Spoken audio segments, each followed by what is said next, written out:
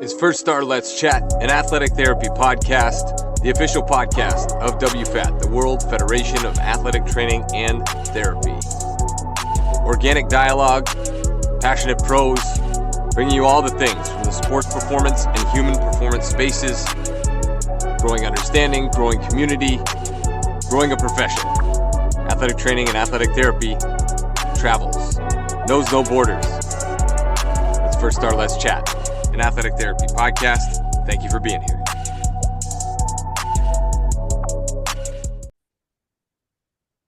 All right, rolling session 182, First Star Let's Chat, an athletic therapy podcast, the official podcast of WFAT.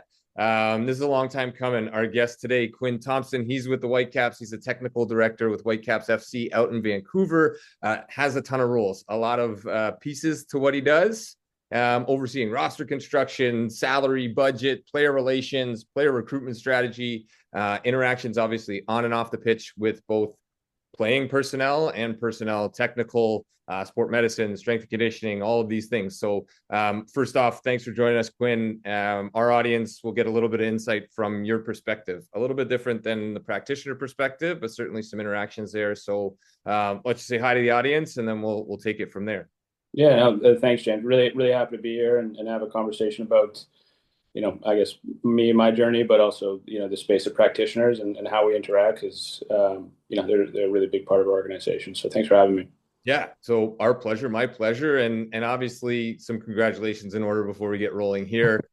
You were recently named finalist for the MLS NEXT Pro Executive of the Year and the first team winning the Western Conference Championship, playing Miami in the final, a tough loss to finish, but 90 minutes away from a championship in the MLS. You've been a part of constructing this on all levels, so congratulations on both of those recent accomplishments. Yeah, thank you. Yeah, I mean, it's always nice to be recognized. And I mean, I think it's always, it's a reflection. Any award that you get, it's a reflection of the team around you that you get to work with. And yeah, I'm very blessed to work at an organization where we have a lot of good people. And I've been fortunate to be in a club be at a club for this long, which I think, it's been like 6.5 years and building it together and piece by piece kind of having good people, but also having people grow around, myself included. And this year was really special, to go to the CONCACAF Champions Cup finals, win the Canadian Championship, and then, win the Western Conference, go to the final, and unfortunately didn't go our way, but it was a really fun year. And I think it's just more of a reflection of years and years of work that's gone into it. And and I think personally, being from Vancouver, it was cool to see how the city got behind the team. It meant a lot to me, and I know to a lot of people in the organization. No, I love that. And for our audience as well, as like at the time you were named, and I imagine it's still the case, like youngest technical director in MLS. So not a small feat, and it's taken a lot of years and a lot of sort of twists and turns along the way. You're a hockey guy growing up, played a lot of hockey, and then transitioned over here. So maybe just walk our audience through how you ended up where you are now and what that journey sort of in reflection, what that looks like. Yeah, I'll try my best to summarize it. It was, I definitely didn't see myself working in soccer. I think if you talked to me 10 years ago, it wouldn't have been something that was on my radar.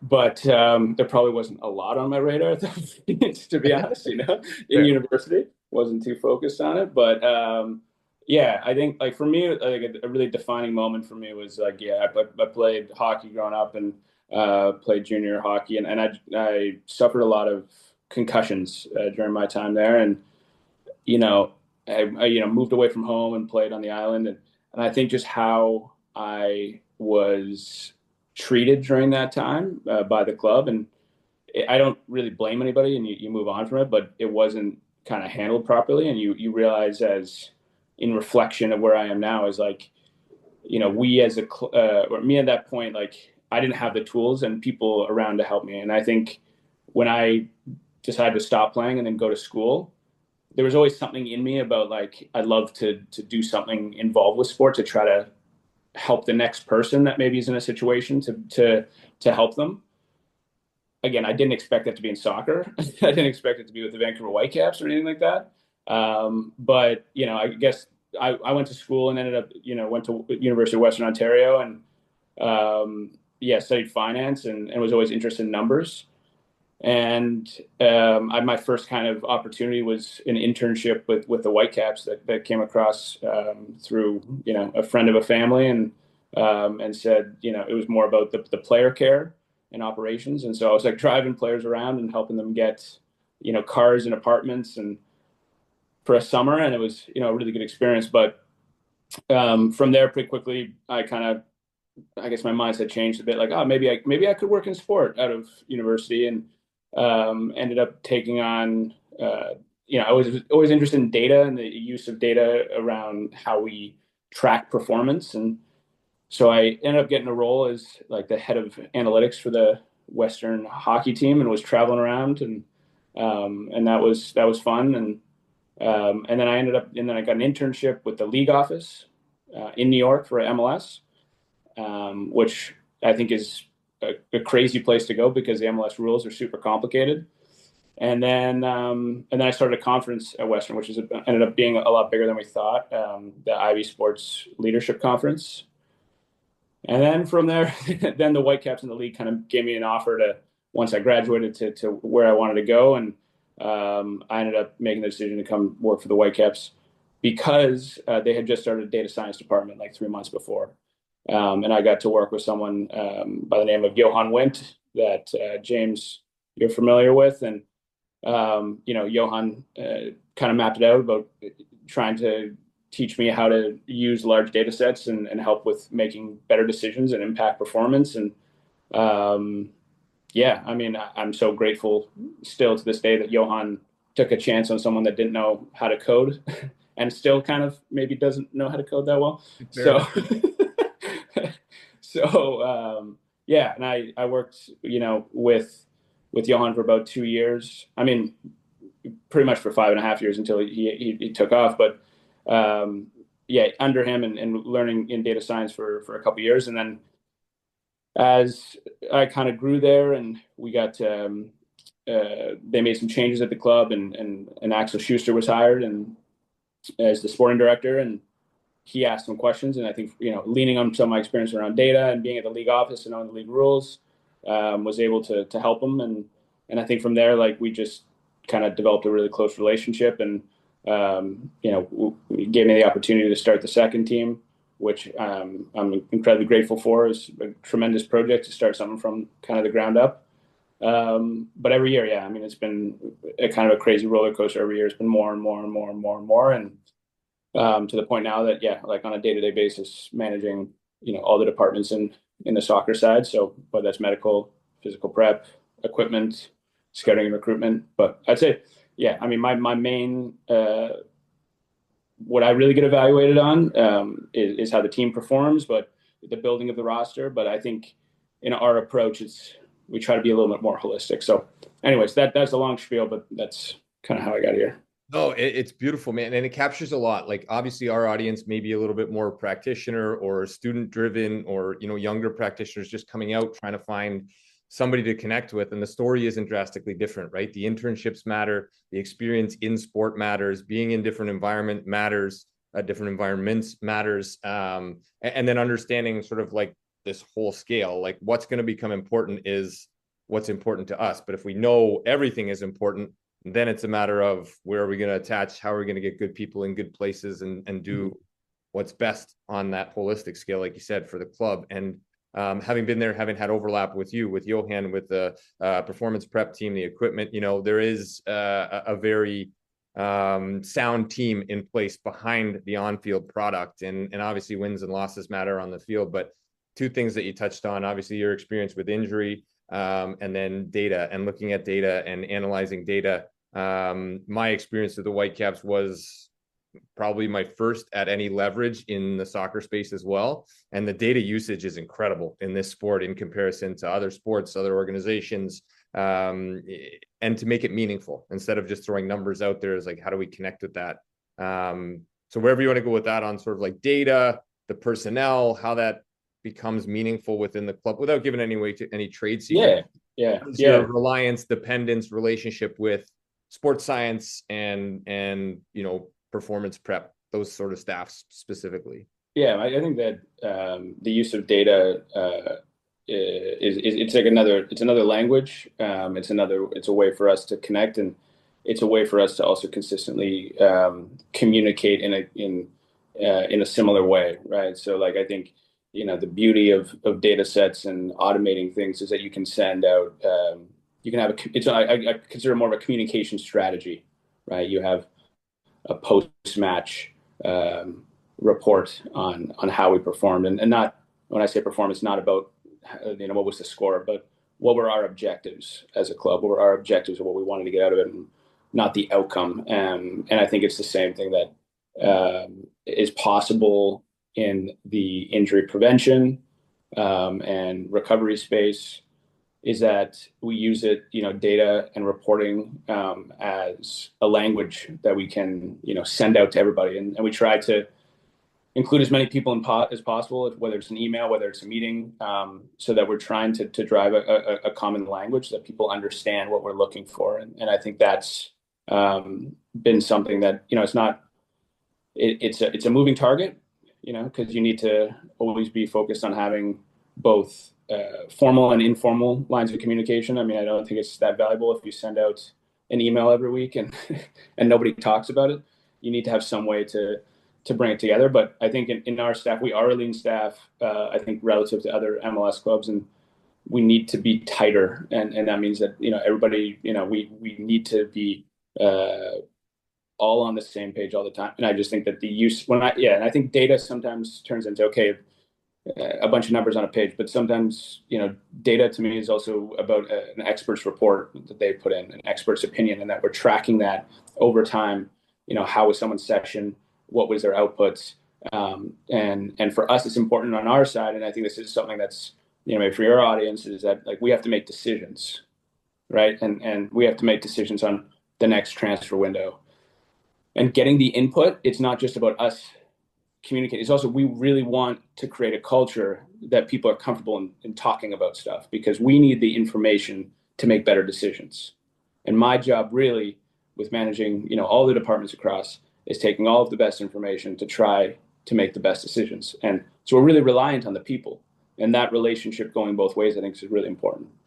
Yeah, no, I agree, capture. And then for the audience as well, maybe just the breakdown of the club itself. There's the first team that everybody sees and knows about. There's a second team, Next Pro, and then there's an academy. There's staffs that are interwoven, or there are staffs with each individual. Maybe just provide that layout from again, like the technical and the performance and the therapeutic side, or the sport med side. Yeah, so you'd have we have a first team, which is your MLS team. You have a second team, an MLS Next Pro. They travel, and then they're kind of, let's call it, for hockey terms, like an AHL team. And then you have, your academy, which is a little bit different, where you have it from U15 to U18. And so our medical staff, is most heavy on the first team. And then you have a staff on the second team. And those two, work together very closely, because you have guys that move up and down consistently.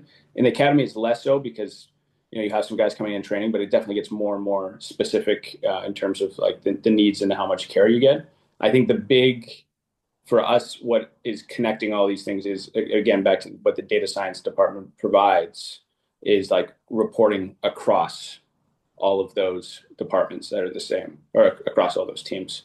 So performance reports, whether you're from the first team down to the academy, you get a performance report. Individual, it's tailored a bit, I guess, like, in the academy, it'd be much more about individual players' performance and trying to give them feedback, both from a physical standpoint. I think that's something that's really been strong in our club, whether it's all of their testing metrics, from when they're 14 all the way up to when they get to the first team, is that you have a breakdown of how they've tested and what were the interventions throughout all those periods of time.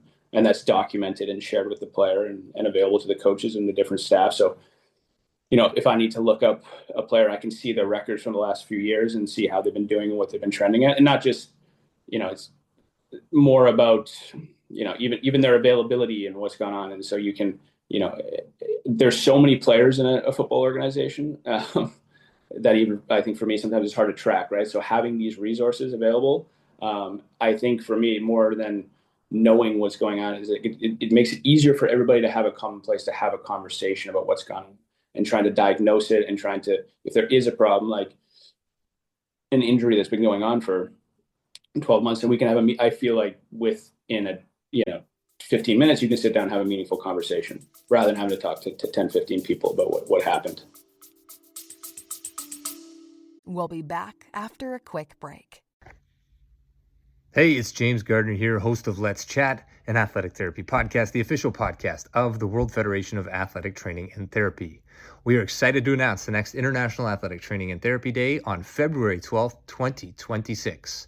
IATTD 26. This year's theme is Elevating Health Worldwide. We're calling on all athletic trainers, athletic therapists, and sport rehabilitators across the world to join us in celebrating our shared profession on a global scale. During IATTD 26, we'd love to hear from individuals, organizations, associations, societies, academic programs, and more about the impact of our colleagues in elevating health for their patients, clients, and communities. There are a number of ways you can participate via social media and in your communities. Share stories. Tell us a bit about a day in your life as an athletic therapist, athletic trainer, or sport rehabilitator. Give a shout out to an athletic trainer, athletic therapist, or sport rehabilitator who's positively impacted you as a professional or you as an athlete. Ask athletes and patients to share their thoughts on the value of ATs and sport rehabilitators in their lives. Create a fun video to highlight you in your setting or community. When you post to social media, be sure to use the hashtag IATTD26 and tag us. Yeah, and the physical space in Vancouver as well, again, for our audience and having spent a little bit of time there, is set up so that the first team and the academy and the second team share a physical space. So everybody is in the building. There's a nice flow from the quote unquote treatment room, treatment center, sport medicine side directly into the gym and directly out onto the pitch. So it has this nice sort of like fluidity to it. And I think in my experience in talking with you, not being recorded, now being recorded, is like that fluidity of conversation, that fluidity of I don't have to stay, by the treatment table just because I'm on that quote unquote team within the club. There's a nice flow transition to the performance prep coaches who are phenomenal at what they do. And everybody is communicating to this. Sports science are not behind the scenes whatsoever. They're on the pitch, analyzing, looking at data. They're in the gym doing some of the physical tasks that the players are doing, that the staff is doing. And everybody's kind of aware of what everybody else is doing. Everybody has a role, but there's also there's not the physical block between, departments. It flows nicely, and hopefully it's the same in terms of your capture. That's mine in being there. Yeah, for sure. No, I think it's I think that it's also just the way the building's set up, and like it's not a huge building, so you naturally have a lot of flow between all the different teams, and and I think that the space in which that the data science department is just, for me, and I don't want to labor this at home, it's just, I think it's a really good connector, between all the different departments, and allows us to maybe keep our team a little bit leaner. Yeah, love that. And then again, back to the communication piece, you and I had a lot of conversations that were not, let's sit down and have a meeting. They just happen naturally in the space, over food, on a plane, on the side of a pitch, in the gym, if I ever made my way in there or whatever, those kind of things during a workout. Like, it just seems to feel like that is a key component of what you do, of what you preach, and of what you value within your role as a technical director and trying to make things flow. Yeah, I think from my side, being at the club for so long, and being around it, like I do, I care about the club a lot. And I think sometimes I wish I could turn my brain off a bit.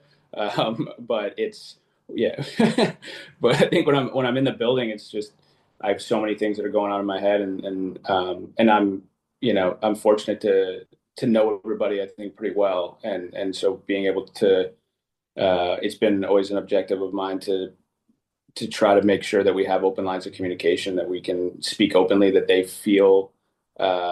don't feel threatened about sharing their honest opinion. But I think that's really a two-way street, and something I take very seriously, that if you're going to give me your opinion and I disagree with it, then I might tell you that, but say it in a respectful way.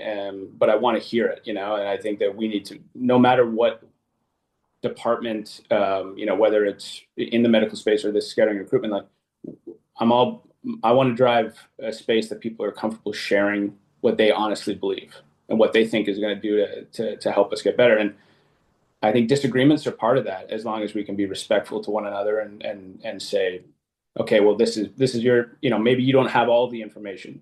That's okay. Not everybody's going to have all the information. Maybe I don't have all the information, but as long as we're open and transparent about it, then, I like to think it leads you to better decisions. Yeah. And on the sports medicine side, if we go a little bit specific to the first team and to the team that is sort of public facing, registered massage therapist, sport chiropractic, athletic therapists, physiotherapists, performance prep.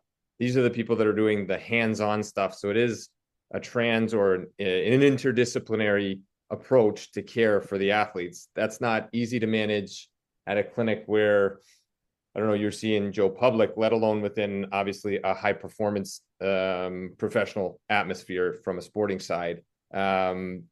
I guess dialoguing there, is that of benefit to you, to the club, to have practitioners with different lenses and scopes so that you can cover everything?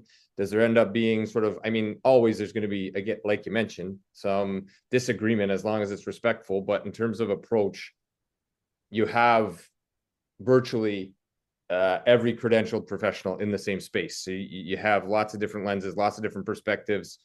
Unifying that, again, coming back to the data, like the data allows you to unify the approach there. Mm-hmm. Is that approach with the first team sort of, gold standard and tried to be applied down through Next Pro and down through the academy, or how does that work from a practitioner? Do the academy therapists have the opportunity to learn what's going on with the first team?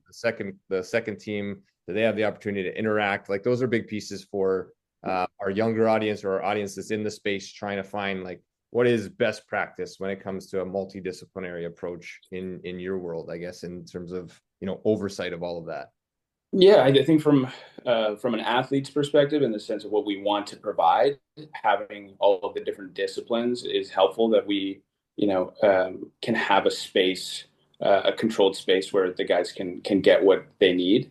I also agree with you. I think it's a good point you brought up about staffing, right? Like, obviously we don't have, it's impossible or not financially feasible to have that staff for, the second team and the academy. But for the, we typically have younger therapists in the second team and the academy. And I think it's important for them, and something we've been trying to drive a lot, is the interaction between, those in the first team and the practitioners in the academy and second team. And I think it is important, right, that they get to have, that the first team has a staff that has, different credentials, but also different backgrounds. And because, the hope is that we're hiring internally, right? If you're coming into the academy, then, maybe the next steps in the second team and then the first team. And it's about, the same as we talk about players, as staff as well, as we want to have like a development and a pipeline and helping people grow, because I also think it's important. Yeah, it's important for people, no matter what you're at, what you do, to see that there's more, right? And we want to help develop them, and not just develop them as people, but also, develop the skill set and the way that we do things, so that it's an easy transition. And so, sometimes, especially at home games, having some of the academy or the second team staff come and shadow and be around, but even, more, less, formal, just being around in the facility. And I think our facility is helpful that way, that it's open and it's tight, so everybody kind of gets to interact with one another.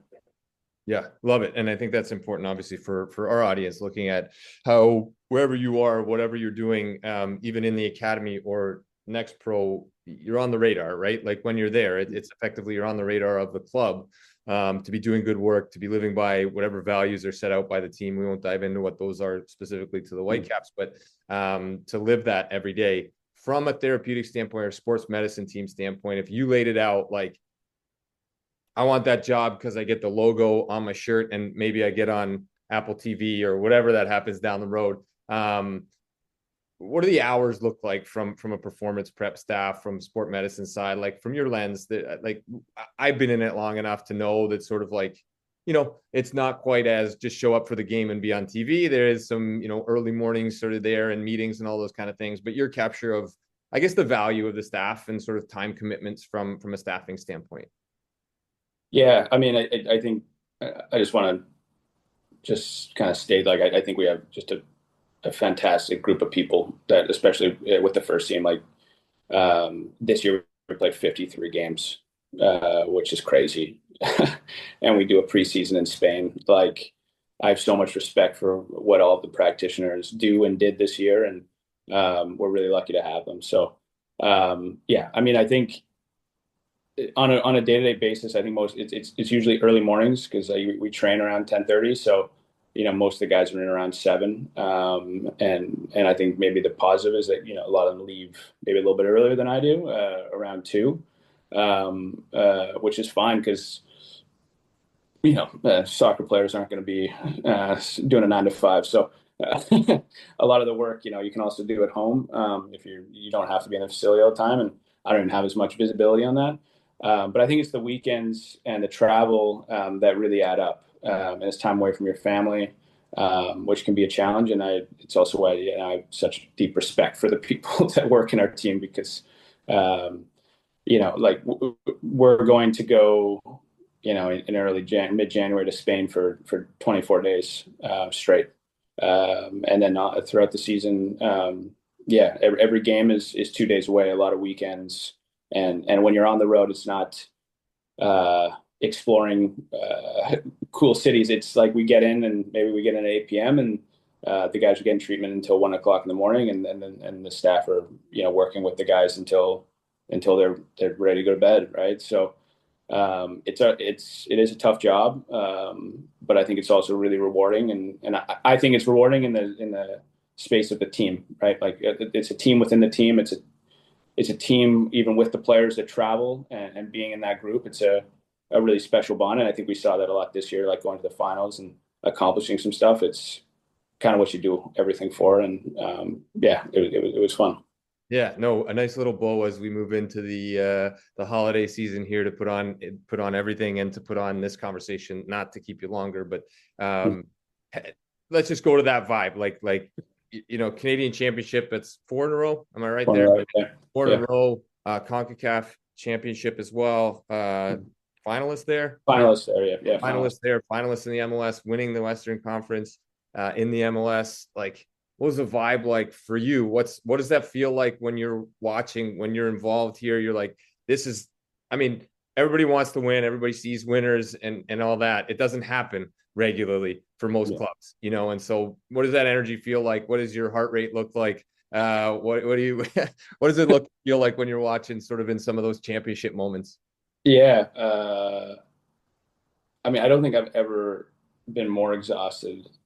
I don't know, for any of those listeners that watch MLS, our game against LAFC, which is like in the conference semifinals, was like one of the wildest games ever. And I encourage you to watch the highlights if you have 10 minutes or whatever, because I don't think I've ever felt sicker, even though we won after the game.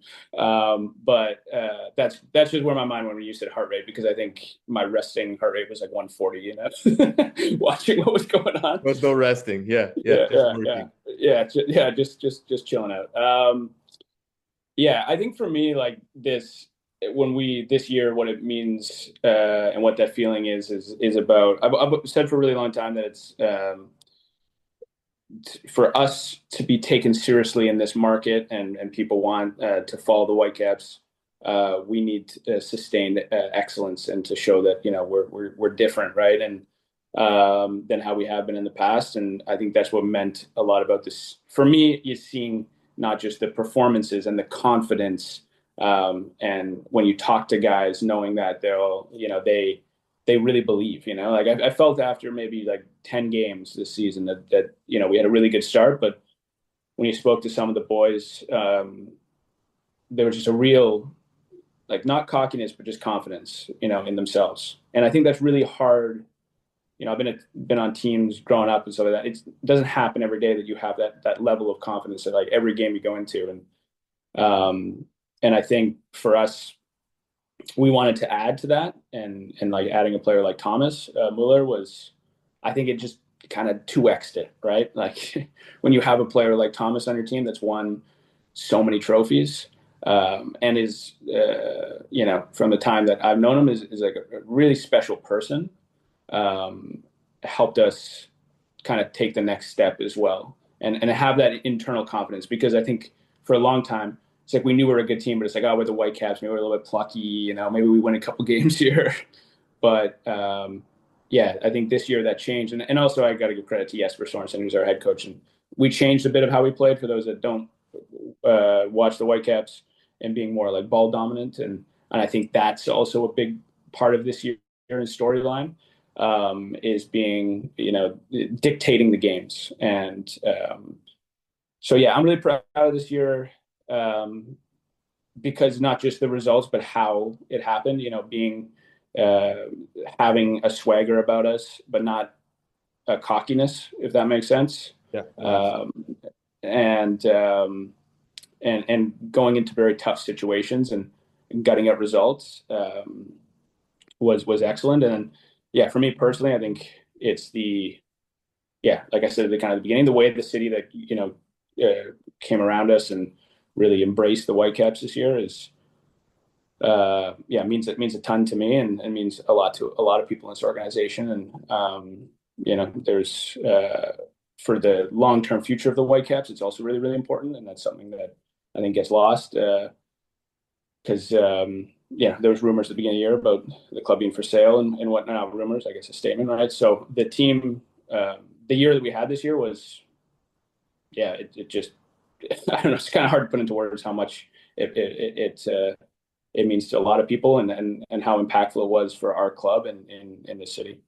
Yeah, no, amazing, man. And again, like, congratulations on all the success in building this. I know having the opportunity, I'm completely grateful for your extra time here and doing this on a recording, but all the conversations that we have, passion, good humans, good people, a great club, a good setup physically, as well as who you're bringing in to continue to live the values and push those forward as a club, all the way from the bottom to the top, all the way from the top through to the bottom. That starts with, you and Axel and leading that from where you're at. And so for all of our listeners out there, he's Quinn Thompson, technical director with the Whitecaps. Amazing, man. I'd love to have you on again here and dive in on some other angles, but a brilliant capture of sort of how things operate there. And for our audience, it always starts with an opportunity, with an internship, listening, learning, being respectful, right? And just sort of understanding what you need to know to be good at what you do, and to be a part of something bigger and serve something bigger, I think is captures from our conversation today from my side, Quinn. So listen, man, really appreciate it. All the best of the holiday season. I got to run, you got to run. Enjoy the rest of the holiday season. Make sure you get some downtime off that long season and heading into preseason here pretty shortly. So really appreciate your time, man, truly. Thanks, James. I really appreciate the opportunity to come on and speak a little bit about the organization and what we're doing. And always fun to talk, no matter what it is, if we're on a Zoom or just on the phone. So thank you. Thanks for your time, man. Awesome. We'll talk soon. Okay. Cheers.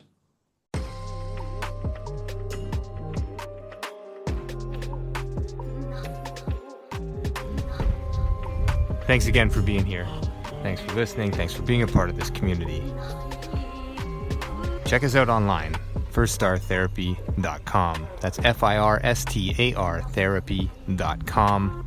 Or email us with feedback, consult@firststartherapy.com, CONSULT@firststartherapy.com, on Instagram @firststar.therapy, and our podcast host @letschat.at. This is First Star Let's Chat, an athletic therapy podcast.